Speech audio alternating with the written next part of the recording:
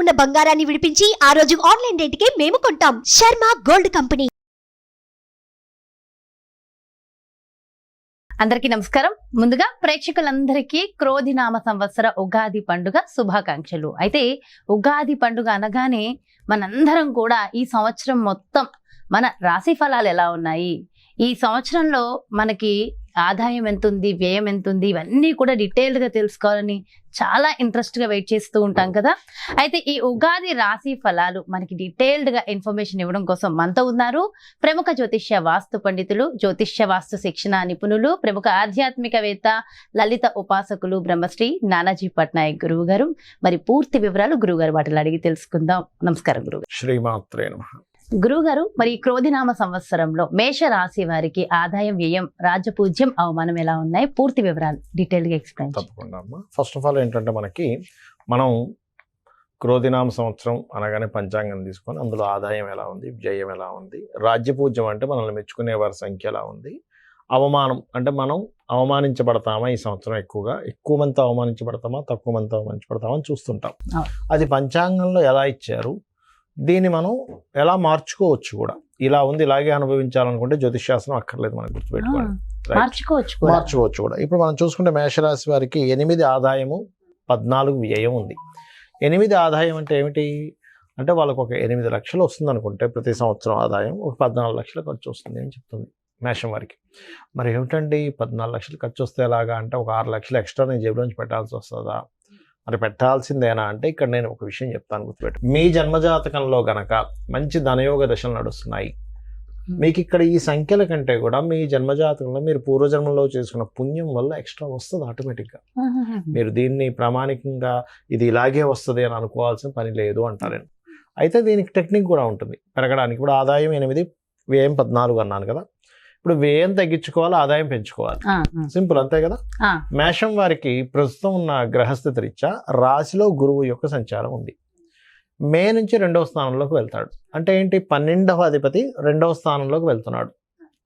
12లో రాహు ఉన్నాడు, విదేశాలకు కారకుడు. విదేశాలకు కారకుడు రాహు ఉంటూ ఆ అధిపతి 2లో వెళ్తున్నప్పుడు వీళ్ళేంటి, విదేశీ మూలకంగా ధన ఆదాయం పెంచుకోవచ్చు. ఒకటి, విదేశాల మూలంగా పెరుగుతుందని. అంటే ఏంటి, గ్రహస్థితి ఏం చెప్తుంది అంటే మీకు అబ్రాడ్ మూలంగా ధనయోగాలు పెరగనున్నాయి కాబట్టి మీరు ఆ రూట్లో ట్రై చేసుకోండి అని ముందే మనం తెలుసుకుంటున్నాం. ఒకటి. ఇంకోటి, ఖర్చు తగ్గాలనుకుంటున్నాం కదా, 12లో ఎవరున్నారు, ఖర్చు స్థానంలో రాహు ఉన్నాడు. అంటే ఏమిటి, దుర్గా ఆరాధన చేయడం, రాహుకాలంలో దీపారాధన చేయడం దుర్గాదేవికి. అలాగే మీరు మినుములు దానంగా ఇవ్వడం, శనగలు దానంగా ఇవ్వడం కనుక చేసినట్లయితే, మినుములు శనివారం, శనగలు గురువారం నాడు ఇచ్చినట్లయితే ఏమవుతుంది అంటే ఇది ఖర్చును తగ్గిస్తుంది. ఎందుకంటే 12వ అధిపతి 2లో ఉన్నాడు కాబట్టి. అదేవిధంగా దక్షిణామూర్తి యొక్క ఆరాధన ఫైనాన్షియల్ గ్రోత్ని పెంచుతుంది వీళ్ళకి ఈ సంవత్సరం ఉన్న గ్రహస్థితి వల్ల. ఓకే, ఇప్పుడు మనం ఏం తెలుసుకున్నాం, ఆదాయం, వ్యయం, దాని బ్యాలెన్స్ తెలుసుకున్నాం. ఇప్పుడు రాజ్యపూజ్యం, అవమానం గురించి తెలుసుకుందాం. 4, 3 ఉంది. అంటే రాజ్యపూజ్యము అంటే మనల్ని మెచ్చుకునే వారి సంఖ్య 4 ఉంది, ఇబ్బంది పెట్టే వారి సంఖ్య 3 ఉంది. అంటే పర్లేదు, కానీ ఇబ్బంది పెట్టే వాళ్ళ సంఖ్య ఎంతైనా మనం తగ్గించుకోవాలనుకుంటాం కదా. కాబట్టి వీరేం చేయాలి, ఇబ్బంది పెట్టే వాళ్ళ సంఖ్య తగ్గాలి అంటే మనం ఎప్పుడు కూడా వీళ్ళు విష్ణు సహస్రనామాలు చదవాలి. మేషం వారు విష్ణు సహస్రనామాలు, సుబ్రహ్మణ్యేశ్వర స్వామి ఆరాధన, ముఖ్యంగా విష్ణు సహస్రనామాలు ఎంత చదివితే అంత ఇబ్బంది పెట్టే వాళ్ళ సంఖ్య తగ్గుతుంది. అంటే మనల్ని ఒక మాట అనడానికి వాక్కుకి ఎవరు కారకుడు, బుధుడికి అధిష్టాన దేవత విష్ణువు. అంటే వీళ్ళకి ప్రత్యేకంగా వచ్చాడు. అది కాకుండా వీళ్ళకి బుధుడు ఏంటంటే పూర్వజన్మ కర్మకారకుడు అవుతాడు. అంటే వీళ్ళందుకే నేను మీకు ప్రతిసారి మేషానికి చెప్పినప్పుడల్లా ఒక మాట అంటుంటారు, మేష లగ్నం వారు కానీ మేషరాశి వారు కానీ, ప్రత్యేకంగా లగ్నం వారు అప్పులు ఎవరికి ఇవ్వకండి అని చెప్తారు. ఎందుకంటే అప్పులు ఇవ్వడం ద్వారా వీళ్ళు ఇరుక్కుంటారు, వీళ్ళు పూర్వజన్మ కర్మ అనేటువంటిది. అలా ఇక మిగతా అంశాలు జనరల్గా ఈ సంవత్సరం చూసుకుంటే మనం మేజర్ ప్లానెట్స్ చూసుకుంటాం కాబట్టి వీళ్ళు గురువు రాశిలో ఉన్నంత కాలము వివాహ సంబంధించినటువంటి విషయాల్లో కాస్త ప్రోగ్రెస్ ఉంటుంది. అంటే ఏంటి, మే వరకు వీళ్ళు ఏదైనా వివాహ ప్రయత్నాలు చేసినట్లయితే చాలా బాగుంటుంది. మరి మే తర్వాత ఏ విషయాల్లో బాగుంటుంది అంటే అన్స్టస్ ప్రాపర్టీస్ రిలేటెడ్ విషయంలోని, పిహెచ్డీస్ చేసేటువంటి విషయాల్లోని చాలా బాగుంటుంది. అలాగే ఏదైనా ప్రాపర్టీ కొనడానికి కూడా మే లోపల బాగుంది వీరికి. మే లోపల అయితేనే ప్రాపర్టీ కొనడానికి చాలా అనుకూలంగా ఉంది. ఏదైనా ఇల్లు, గృహం కొనుక్కుందాం అనుకుంటే మే లోపల కొనుక్కోండి, చాలా అనుకూలంగా ఉంటుంది పరిస్థితి అనేటువంటిది.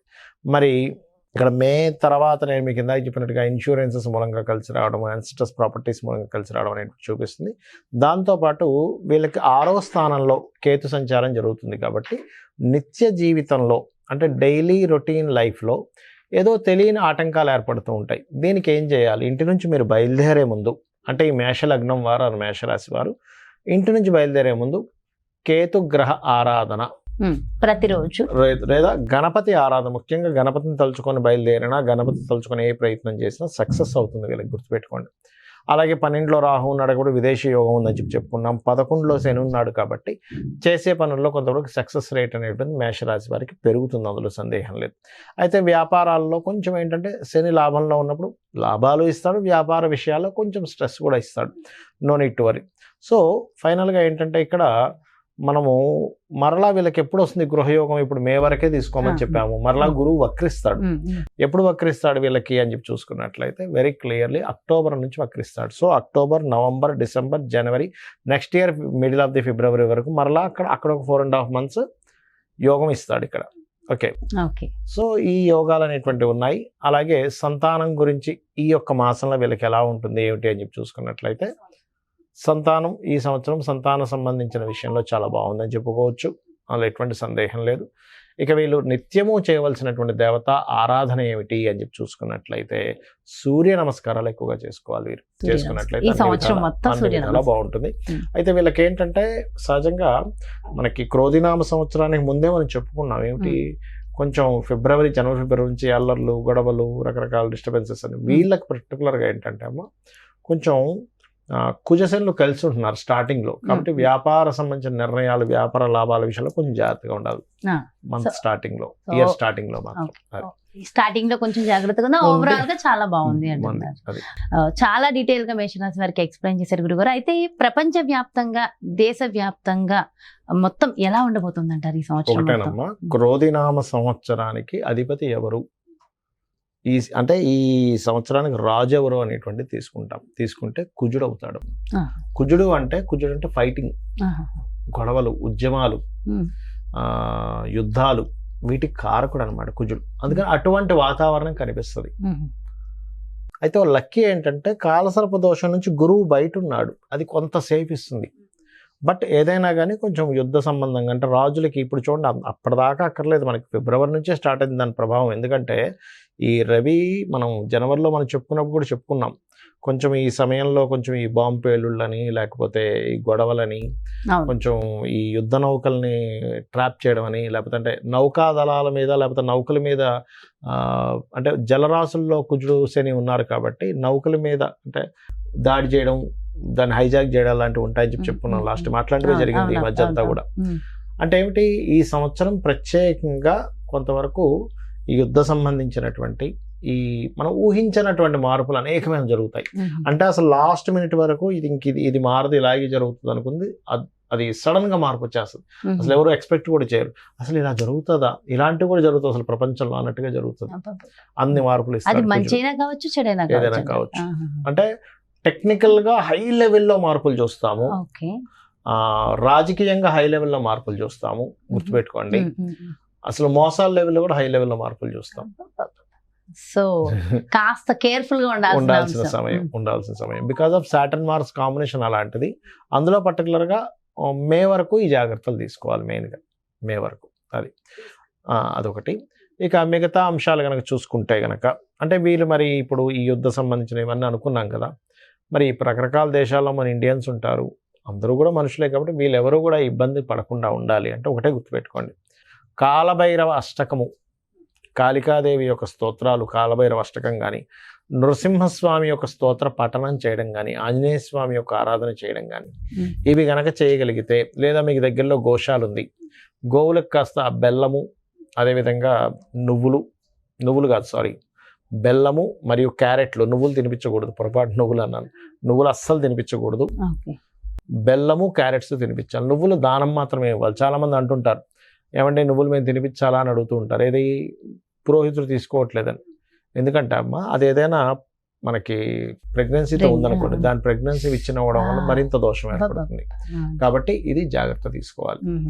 సో కాబట్టి ఈ జాగ్రత్తలు తీసుకుంటే సరిపోతుంది. ఇదంతా ఓవరాల్ గా సామూహికంగా కూడా చేయడం వల్ల ప్రపంచానికి ఇంకొంచెం మంచి జరుగుతుంది కదా గురుగారు. గురుగారు, ఇవే కాకుండా ఇంకేమైనా జాగ్రత్తలు తీసుకోవాల్సిన అవసరం ఉంటుందంటారా? జాగ్రత్తలు అంటే ఏం లేదమ్మా, ఒకటి గుర్తుపెట్టుకోండి, నేను చెప్పేది ఒకటే.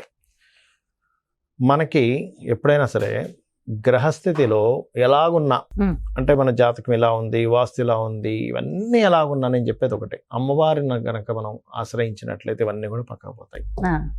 అయితే మరి ఈ శాస్త్రం ఎందుకు ఇచ్చింది అమ్మవారు?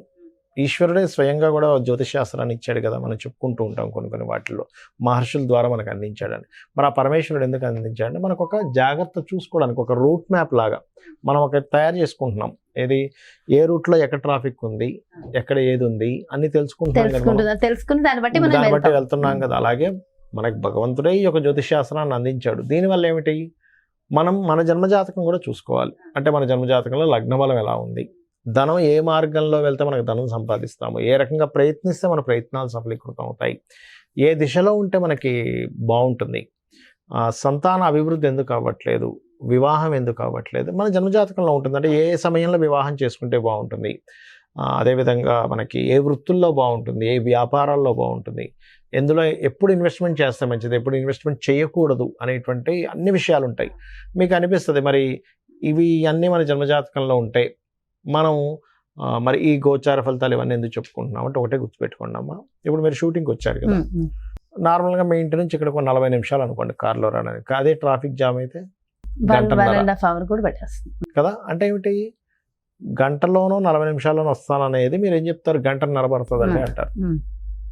అంటే మీ కారు, మీరు మీ డ్రైవర్ కానివ్వండి, మీరు ఓన్గా డ్రైవ్ చేసుకున్నా మీ కారు అదే రోడ్డు అయినా కూడా మరి ట్రాఫిక్ ఉన్నప్పుడు ఏమో ఎక్కువ టైం పడుతుంది, ట్రాఫిక్ లేనప్పుడు ½ అవర్లో రాగలుగుతున్నారు. అంటే దాని అర్థం ఏమిటి, సమయం, బయట ఉండే వాతావరణం కూడా మనకు సహకరిస్తేనే మనం సమయానికి వెళ్ళగలం. అలాగే గోచారం అనేటువంటిది ఏంటంటే ఇప్పుడున్న గ్రహస్థితి, ఇప్పుడుండే గ్రహస్థితి ఏ విధంగా ఉంది, పరిస్థితులు ఎలా ఉన్నాయి అనేది చెప్పేదే గోచారం. సో ఈ సంవత్సరం ఈ విషయాలు ఇలా ఉంది కాబట్టి నువ్వు ఈ రెమెడీ చేసుకో, నీ జన్మజాతకం కూడా చూసుకో, ఈ రెండు కలుపుకో. అందుకు ఇంకోటి ఏంటి, నేను ఒకటే చెప్తా, నా జాతకం ఎలా ఉంది, నా దశ ఎలా ఉంది, పాడైపోయింది, ఏం పెట్టుకోకండి, అమ్మవారిని నమ్ముకోండి. అమ్మవారు అంతా దారి చూపిస్తుంది మనకి. ఎలా ఉన్నా జాతకం ఎలా ఉన్నా అమ్మవారు చూపిస్తుంది. అమ్మని చేయి పట్టుకుంటే తిండి కొదవ ఎలా ఉండదో, అమ్మవారిని పట్టుకుంటే వాడికి దేనికి కొదవ ఉండదు.